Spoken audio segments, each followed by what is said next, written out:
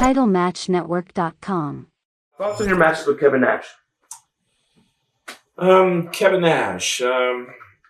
We had good matches, but Kevin Nash was anytime you work with a big guy, Okay.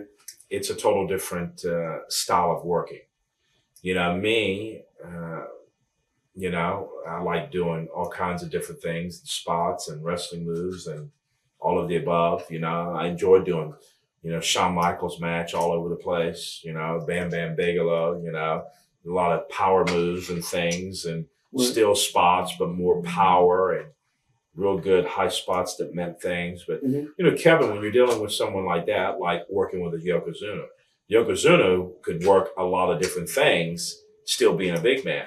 But, Kevin was, there was a different way of working with him because he was a tall guy, very, very tall guy. And it's just a different style of working. I prefer doing the other style. Mm-hmm. But, when you're in this business, that's what makes you to be able to be one of the top stars, that you can get in there and work with any different type of style that's out there. You got to be very versatile on that business because you'll be working with a different guy sometimes every other month. Or when I was there, thank God that I was in things that lasted for a whole year. Right. Which was fantastic because, storylines lasted for so long. But now, you might be with someone different, a month later. Someone else different a month later. So you got to be versatile in our business. Was he difficult to work with, not as far as like work-wise, but because he was involved with that politicking and all that stuff? Well, he was difficult to work with, not because not being able to work with, just you have a tall guy. Right. And also what they were doing with Kevin at the time, bodyguard of Shawn Michaels and, all the things they were pushing him for at that time. You're limited on what you could do with him. Mm-hmm. And you're limited. It's just like, when you're working with Andre the Giant back in that time. Right. You didn't see tons of things, spots or whatever. The biggest spot was trying to weaken his back and then try to pick him up. And you can't get him up. So Kevin Nash is, just a total different style. Right. Taller, long legs. When you got someone tall too, you got to reach up to get to them. So it's just a different style of working. Not that he was not workable. Gotcha. Not that he was not that you cannot have a good match. It's just a different style of working. It's kind of like working a big man's match. I guess what I'm getting at is, did you witness the clique, like that Shawn Michaels clique? Oh, yeah. Did they evolve into this power group? Of course. I mean, everyone, like I said before, we were talking, everyone had their, it starts out that these are the guys that you hang out with all the time. But I think everybody, with Shawn and with Diesel and with Razor and then 1, 2, 3 Kid came in there at the end. I just think that people always thought, what's going on with this clique? What are they doing? What are they up to? So nothing ever happened to you like that, other than that IC situation? Yeah, IC. So that was it. Right. Again, the biggest thing at the company is what you'll see is the guys that come in and they're friendly with everybody and you get along with everybody, you're fine. Mm-hmm. It's always the guys that would come in and, they're trying to, push himself through or trying to not get along or being arrogant or not wanting to hang out with the guys, Again, one of the biggest things in our business most people don't understand is that, yes, you have to impress Vince McMahon. Yes, you have to impress Pat Patterson during that time. And now it's Mr. John Laurinaitis. Right. But also back in that day, which I think it's different now. It's still there, but not as big. You had to impress the wrestlers. Yeah. Because that was your family. Mm-hmm. It was a different thing. There was kind of like, I won't say like a fraternity. Okay. I don't want to say that, but you had to have the approval of the guys. They had to be able to go back to the office and go, he's a real nice guy. He's workable. He's very, very nice, outgoing. He likes to talk all the time to us because, in our business, you have to be able to work with someone. Right. You got to be workable. If you're not workable, they can't do things with you. Same thing with Vince, Vince decides that he wants you to be champion, okay? But he sees that you're not going to be workable.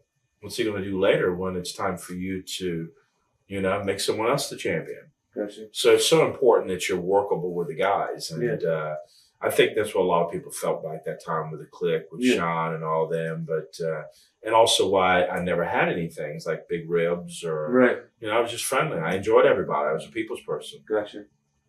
Memories of your series with Razor Ramon? Chico, man. Razor,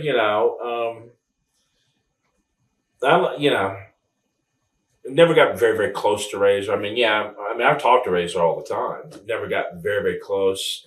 He's very, very close with Sean. I had a little series there with him. I actually beat Razor. And I think he put you over twice on TV or something. Yes, correct. Did he have any problems with that? No, not really. Razor liked me, and we never had. I really didn't have any heat with anybody. I wasn't that kind of person to go in.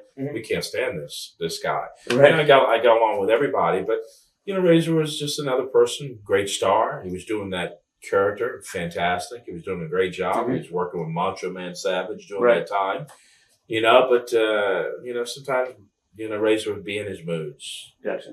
They'd be in his moods, and just hard to work with as compared to being with the.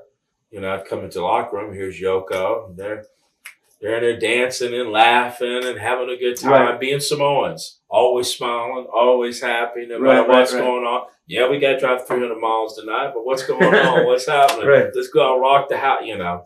So it was fun. I'm a people's person, and Razor was great. Matches that we had, fantastic matches, and it was great to work with him because again, he was being pushed as a big star during that time. Yeah. When you didn't go over for the IC belt, did Vince have some sort of backup plan, like that we were going to put you into this, and that's why we didn't give you the IC belt? Or no, it was never discussed. Never like Tatanka, we were going to give you the belt, or it was never. I never even, like I said before, I was all based off of me, hard work. I always thought work hard, all the good things will come to you. But I've also learned now that I've got more wisdom, and WWE is a major corporation, of course.